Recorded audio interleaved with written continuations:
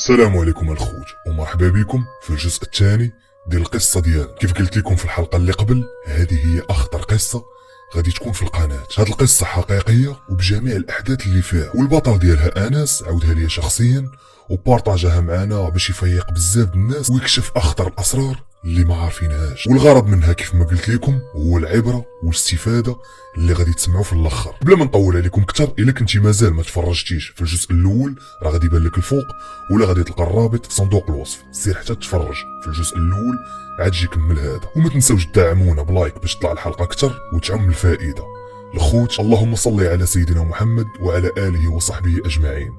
الخوت على بركه الله، يلا نبدا. انس كيف ما قلنا من بعد ما كمل هذيك السيمانه كيشرب من هذيك القرعه اللي عطاه هذاك الفقيه وكيدهن الجسم ديالو بهذاك الزيت، جا الوقت اللي غادي يدير فيه الخاتم. غادي يجي الوقت اللي غيلبس فيه الخاتم وغادي يتواصل به مع الخدام ديالو.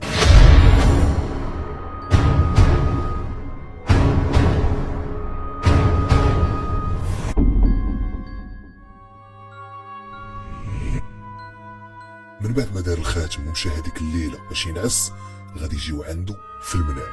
وكيف قلنا في المنام كيجيو عنده، هنا غادي يبداو يقولوا ليه الطلبات ديالهم، كل واحد والطلبات اللي غادي يقول ليه. غادي يقولوا ليه ما تاكلش اللحم نهائيا وما تاكل حتى شي حاجه فيها الروح. غادي يقولوا ليه الانواع ديال البخور اللي خاصو يدير، وكل بخور ولاش كيليق. المهم طلبوا منه بزاف الطلبات والشروط، وانس بطبيعة الحال بدا كينفذ بلا ما يفكر، ولا كياكل غير الخبز ولا سالاد والزيت ومره التمر. المهم ما بقاش كيدور باللحم ولا الدجاج ولا الحوت ولا اي حاجه فيها الروح. لدرجه الزوجه ديالو ما فهمت والو، قالت ليه علاش هادشي كامل انس، شنو كاين؟ قال لا ودي راني داير غير ريجيم. المهم غادي يبقى على هذا الحال لمده ديال شهرين، وهنا غادي يجي النهار اللي غادي يدوز فيه المرحله المواليه، المرحله اللي غادي تقلب ليه حياته رأسا على عقب. في واحد الليله انس غادي يكون ناعس، وكيف العاده غادي يجيو عنده في المنام كيف موالفين. لكن كيف ما كيعاود لينا انس كيقول باللي هذيك الليله كانت قاصحه عليه بزاف وعمره ما ينساها. يعني هذيك الليله ما كانتش بحال الليالي الاخرين. كميه الحزن والالم اللي حس بيه هذيك الليله ما عمره ما حس بها في حياته وما تقدروش تخيلوها. قالوا ليه باللي دابا راك وليتي معانا، ودابا حتى شي حاجه ما غادي تقدر تفرقنا، ولا بغيتي تفارق معانا وتنازل على هاد الطريق غادي يكون بيناتنا الدم. يعني الا فكرتي تبعد علينا غادي تموت يا انت يا مرتك يا بنتك. قالوا ليه كان بالامكان ديالك انك ترفض الطلب ديالنا، كان بالامكان ديالك انك ما تجيش عندنا وتقلب علينا، كان بالامكان ديالك انك ما تجيش وتقلب على الخاتم ديالك. لكن في الاخير انت اللي بغيتي وبالاراده ديالك،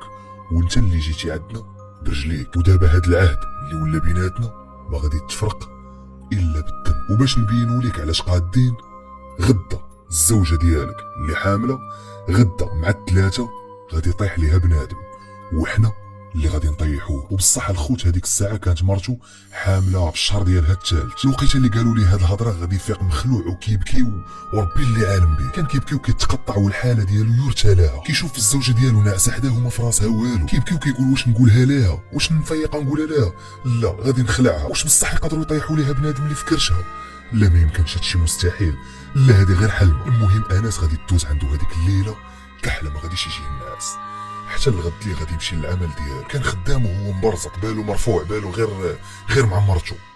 لكن هنا كانت الصدمه. غادي تجيه مكالمه هاتفيه من مرته، غادي يهز التليفون كيشوف في المكالمه ديال مرته وكيشوف الساعه باللي 3 نيشان. غادي يجاوبها وهو مخلوع وكيتسنى اش غادي تقول ليه. وبالفعل ملي دوات معاه كانت كتبكي وكتغوت وكتقول ليه انس جي عندي دابا واعتقني. هو بطبيعه الحال غيهز طوموبيلته وغادي يطير نيشان للدار عندها. مشى بواحد السرعه اللي كبيره، ما عرف كيفاش حتى وصل دغيا. ملي دخل الدار لقاها كلها عامره بالدم ومرته كتغوت وبنته كتغوت وفي واحد الحاله يرتلاها. غادي يمشي يجري لعندها، غادي يهزها بين يديه وغادي يهبط للطوموبيل وغادي يطير بها نيشان للمستشفى. الحمد لله ملي داها للمستشفى ولات الحاله ديالها مزيان، لكن مع الاسف الجنين تفقد. هذاك الطفل طاح. هنا الخوت ما تخيلوش الحاله ديال انس كيفاش كانت دايره. كان كيبكي وكيتقطع وكيحس براسه باللي هو السبب وهو المذنب في هادشي كامل. والمشكله ملي شاف هادشي عاد ما زاد تخلع وخاف على عائلته اكثر. وفي هذيك الليله عاوتاني ملي نعس غادي يجيو عنده في المنام كيف موالفين. جاو عنده وقالوا ليه هادشي كامل اللي وقع اليوم مجرد وريناك غير عين حمر، يعني غير وريناك علاش قادين. وهذاك الطفل اللي طاح فراك تقدر تعوض. انس بطبيعه الحال ولا غير ساكت وما قادر يدوي وما قادر يقول حتى شي كلمه. قالوا ليه دابا وياك تفكر شي نهار دير معانا ها ولا ها، حيت داكشي اللي قادرين نديرو فين يبان هادشي اللي درنا اليوم. ودابا جا الوقت اللي غادي نقولوا ليك اش خاصك دير بالضبط. هنا غادي يبداو يطلبوا منه بزاف الطلبات وغادي يقولوا ليه فين ما نقولوا لك سير لشي زاويه ولا شي ضريح غادي تمشي ليه، فين ما كان ووقت ما كان. زائد غادي تطلق البخور يوميا وكل بخور ولاش كيلاق، يعني كل عفريت والطقوس ديالو. زائد الالوان اللي خاصو يدير هذاك النهار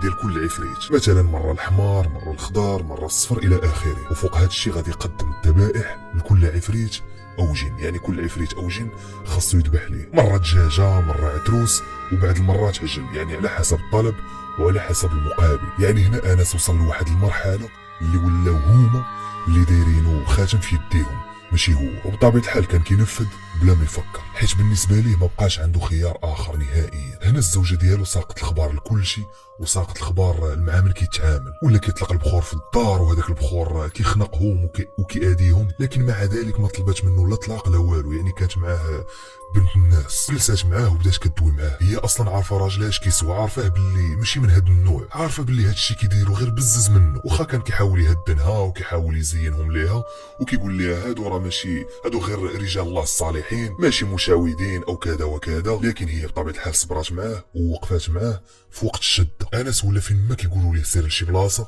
كيحضر راسو وكيمشي لهذيك البلاصه، لدرجه كاع هذوك الفلوس اللي كانوا عنده ولا كيخسرهم غير باش يدي بلاصه ولا كيدير المازوط ولا كيخصو ياكل باش يمشي للضريح ولا لاي بلاصه صيفطوا لها، يعني ولا كيخسر الفلوس بزاف باش ينفذ الطلبات ديالهم. غادي يصيفطوه للجويه ديال مراكش حتى مصلوح مولاي ابراهيم، والاضرحه ديال مراكش سبعته رجال وداك الشيء. موراها صيفطوه للجويه ديال سيدي سليمان، واحد 3 الاضرحه كاينين تماك عايشه وميمون. موراه صيفطوه لمولاي ادريس ديال مكناس، مولاي ادريس ديال فاس، صيفطوه للصحراء، صيفطوه لمولاي علي الشريف. المهم ما خلوه فين صيفطوه للمغرب كامل. وفين ما كانوا كيقولوا ليه سير لشي بلاصه كان كيحضر راسو وكيمشي لهذيك البلاصه. وبطبيعه الحال ملي كيدخل لهذاك المكان كيبدا يتعواج، كيبدا يطيح، كيبدا يدير شي حركات اللي ما كيحش بهم. ومن غير الزياره ديالو لهاد الاضرحه ولهاد الشيء كانوا كيعلموه العلم ديالهم، كيعطيوه باش يقرا كتب معينه اللي بلا ما نذكروا الاسماء ديالهم، كيعطيوه باش يقرا كتب اللي كيوريو تفسير ضوابط التعامل مع الجن او ملوك الجن، كيفيه التواصل معهم والتحضير ديالهم، والعلم ديال كيفاش يفك السحر بالسحر الى اخره. غادي يعلموه اللغه السريانيه ديالهم باش يكتب الطلاسم والجداول ديال السحر واي حاجه كتتعلق بالعالم الاخر. اما بالنسبه لحياته الشخصيه فحتى هي ولاو متدخلين فيها، امتى ينعس مع مرتو امتى لا، امتى ياكل وامتى يشرب، يعني ولاو مدخلين ليه حتى في حياته. ومن بعد هذا الشيء غادي يجي النهار اللي غادي يدخل فيه المرحله المواليه،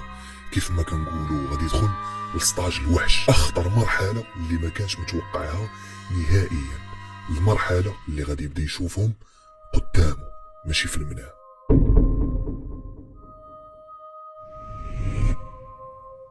في واحد الليله انس كان ناعس حتى غادي يضربوا الفيقه على دخان قدامه، وهذاك الدخان على هيئه شخص بدون ملامح. هذاك الدخان اللي كان قدامه كان كيتحرك وكيشوف فيه.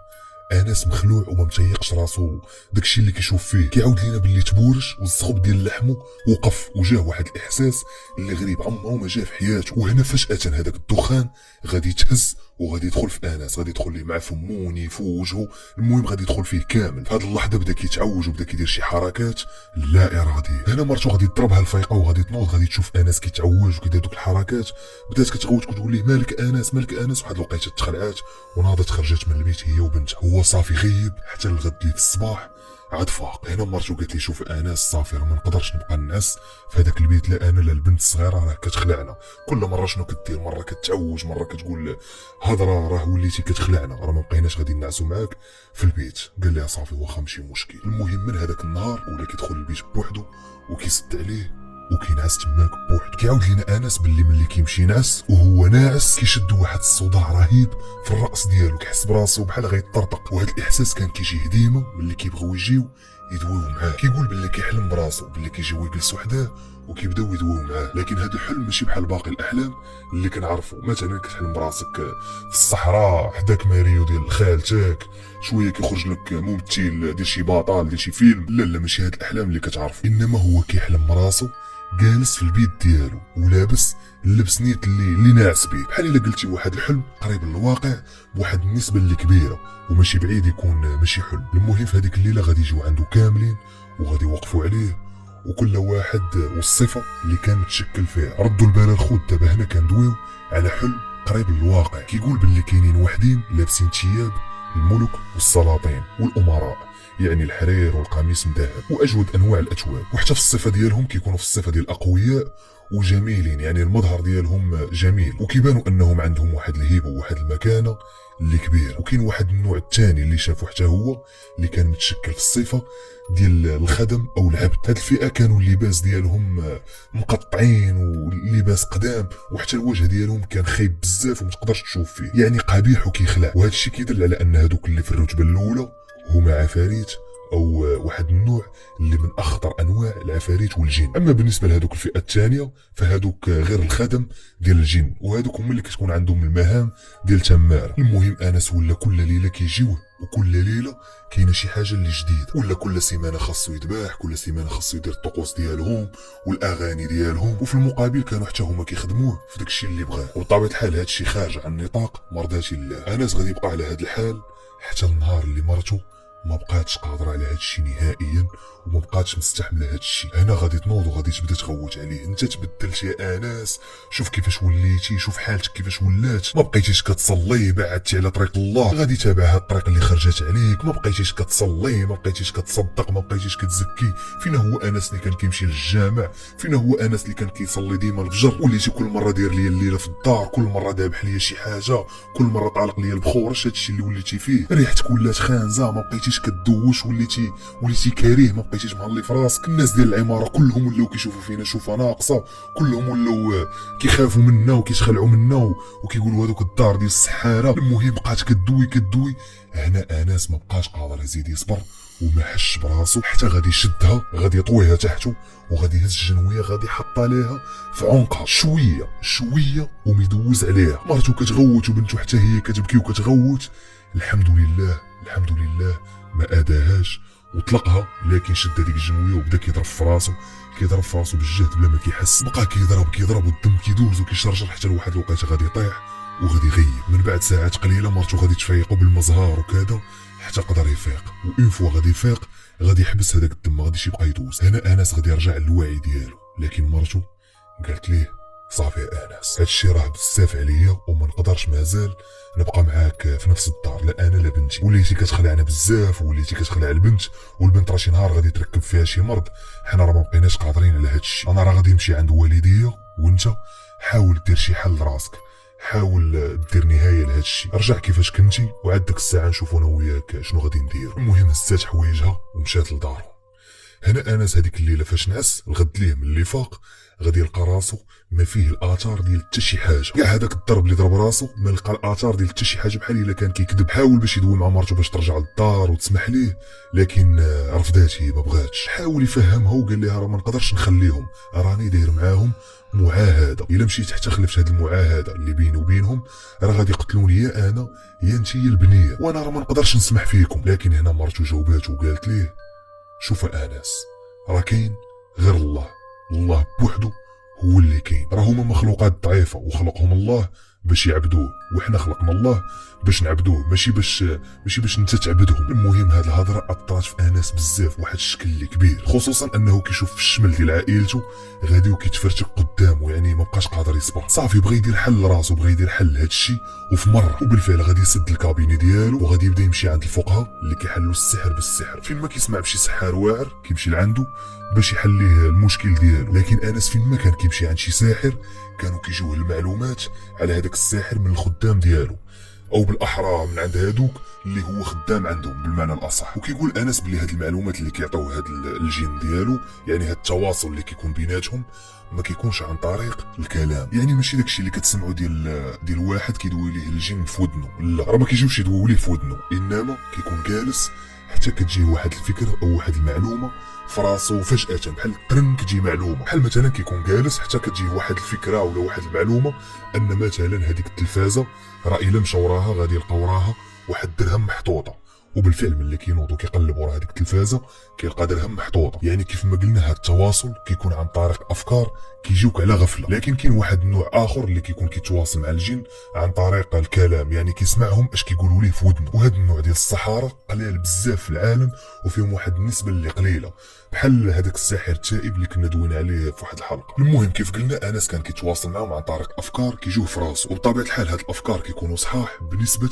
100%. المهم انس بدا كيمشي عند هاد السحاره باش يفكوا ليه داكشي ديالو، لكن كيف ما قال لنا هو النسبه ديال 99.99% غير كذابه ونصابه، يعني غير كذابه وكينصبوا على الناس فقط. معاك يدخل كيجيو جميع المعلومات على هذاك اللي كيدير فيها الساحر، يعني معاك يدخل كيعرف واش منه ولا ما منوش. كيعاود لنا انس باللي كان دخل عند واحد الساحر وجلس، ومع دخل جلس جاو جميع المعلومات عليه. هنا انس ناض بغا يمشي بحاله وقال داك الساحر شحال عندي 300 درهم، هاك ها هي 300 درهم الله يعاون.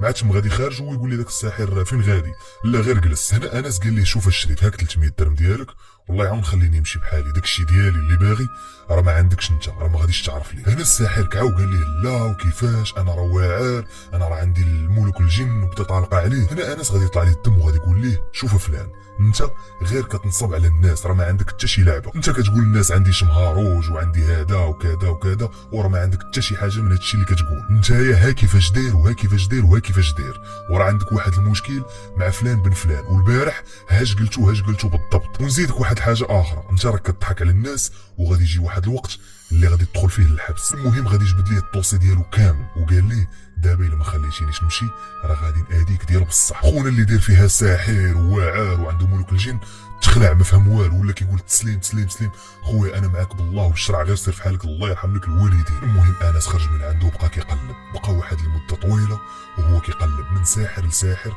لكن والو حتى واحد ما قدر على داكشي ديالو، او بالاحرى كلهم غير كذاب. كتلقاهم سواء نصابه او كتلقاه شي مشعوذ اللي عنده واحد الجنين صغير اللي كينصب بيه على الناس. المهم من بعد ما بقى كيقلب قالوا ليه شي ناس شوف انس الا بغيتي ستاج الوحش ستاج الاخر فهادشي ديال السحر وهادشي ديال هاد العالم، غادي تمشي للنواحي ديال اكادير وفله جهه سوس، راه غادي تمشي لتماك عند واحد جوج فقهاء معروفين وهما الاخطر، راه هاد جوج فقهاء هما اللي غادي يعرفوا داكشي ديالك وهما اللي غيحلوا لك المشكله ديالك، غير سير راه ما كاينش موعر منه. وبالفعل داكشي اللي دار انس، غادي يشد الطريق وغادي يمشي عند الفقيه الاول. لكن المفاجاه مع غادي يوقف حدا هذيك الزاويه ديال هذاك الفقيه، انس غادي يحس بالتبوليشه والصخب ديال اللحم ديالو، غادي يوقف بحال الا قلتي هادوك اللي معاه تخلعوا. ومع وقف قدام هذيك الزاويه الناس برا كيتسناو في النوبه ديالهم، غادي يخرج هذاك الفقيه من الزاويه وغادي يعيط على انس بسميتو، يقول لي فلان ترتلان اجي عندي. دخل انس ملي غادي يدخل غادي يحس بواحد الاحساس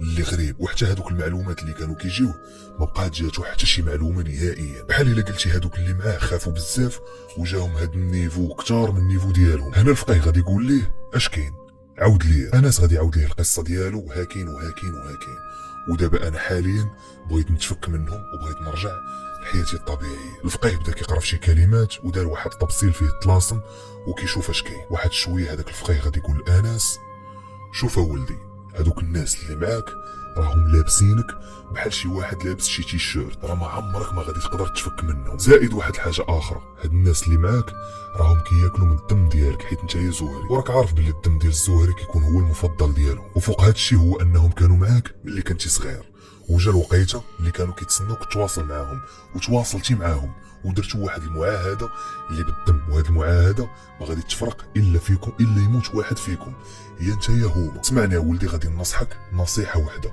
باش ما تضرش راسك وما تضرش عائلتك، غير كمل في هاد الطريق اللي اختاريتي، كمل في هاد الطريق وتحمل العواقب ديالها، وما عندك حتى شي حل نهائيا من غير انك تكمل في هاد الطريق. انس كيعاود لينا الخوت ملي خرج من عند هذاك الفقيه كان كيبكي واحد البكاء شديد، كان كيحس باللي مستقبله وحياته كله ضاع كله تحطم، كيحس بواحد احساس خايب بزاف. صافي جا واحد احساس اللي ما تبغيه حتى شي واحد، سدو كاع البيبان في وجهه، كيقول انا صافي ضيعت راسي وضيعت عائلتي وضيعت مستقبلي اللي بنيته اكثر من 30 عام، ضيعت حياتي كامله غير بسبب الفضول ديالي. والمشكله هو ملي مشى عند هذاك الفقيه الثاني اللي قالوا لي تا هو وراه قال ليه نفس الهضره تماما اللي قال ليه الفقيه الاول. تقول عيط ليه وقال ليه شنو كاين. وخاصكم تعرفوا الخوت باللي هاد جوج فوقها اللي مشى عندهم هما الاخطر وما كاينش شي وحدين واعر منهم. انس هنا صافي قال صافي راه الفقهاء الواعرين راه مشيت عندهم، يعني ما كاين حتى شي واحد اللي يحل لي هادشي. يعني انا انس صافي كيشوف حياته تخربات ولا كيحس براسو باللي غير شي حاجه ولا شي تخربيقه في هاد الحياه ما بقى نافع والو. صافي حياته ضاعت في رمشه عين. والمشكله هو انه كيشوف في راسو لا دنيا لا اخره. انا انس غادي يركب في طوموبيلته وهو كيبكي بالدموع. وهنا غادي يقرر باش ينتحر. غادي يقرر باش ينتحر وينهي حياته. كيقول الانتحار كفر، و يعني كفر غادي يدخل جهنم، وانا اصلا غادي ندخل جهنم غادي ندخل ليها. يعني حتى هذاك الشيء اللي درت راه حتى هو كفر. اللهم انتحر ونهي حياتي. على الاقل غادي نهني عائلتي وغادي يعيشوا بسلام. يعني الموت ديالي غادي تكون سلام عليهم. المهم انا الصافي غادي يصيق وكيتسنى غير تخرج ليه شي حافه باش يتلاح منها بالطوموبيل وينتحر وينهي حياته. بغى ينهي هاد المعاناه وفي خطره واحده، وبغى ينهيهم للابد. لكن وهو غادي في الطريق خاصكم تعرفوا الخوت باللي القصه ديالنا مازال مسالات.